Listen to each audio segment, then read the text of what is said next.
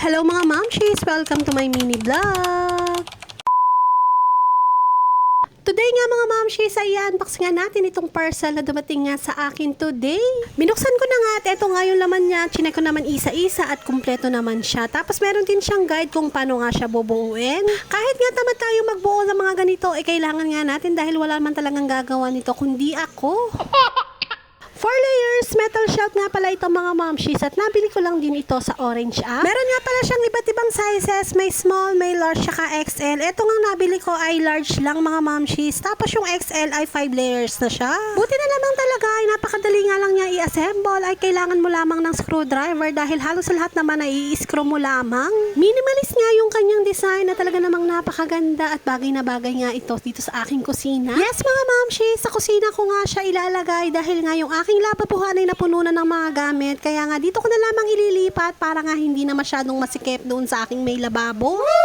Made of sturdy carbon steel, tapos meron din siyang durable rust resistant coating kaya nga hindi siya mabilis kumalawang. Wow! At eto na nga, natapos na nga natin siyang i-assemble at itatayo na nga natin.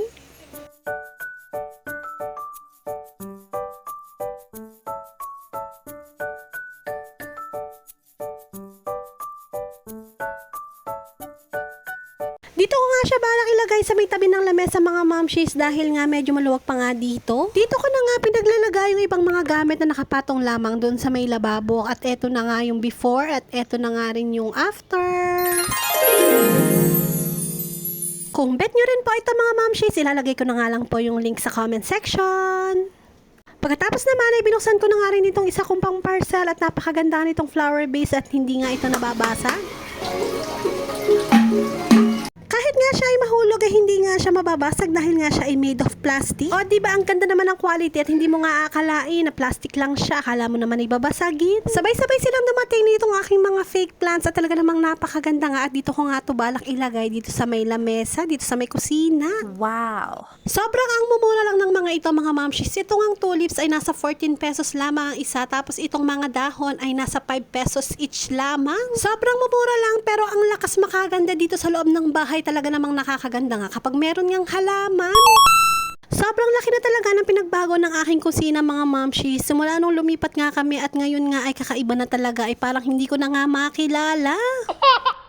Balikan nga natin yung aking kusina simula nga nung unang araw na lumipat nga kami. Eto nga siya dati. Tapos eto na nga siya mga momshies, simula nga nung napinturahan siya ay talaga lumiwanag talaga siya. Tsaka medyo mayos na nga dahil marami na nga nadagdag na gamit. Any suggestion pa nga mga momshies para nga lalo pa nating ma-improve itong ating kusina at lalo na nga itong ating buong bahay? Feel free to comment lang po mga momshies at very welcome po lahat ng inyong suggestion para po sa ikagaganda nitong aking munting bahay kubo. Medyo panira nga talaga itong aking tangke ng kasula kulay orange. Hindi ko nga rin alam kung ano pa ang aking gagawin dyan.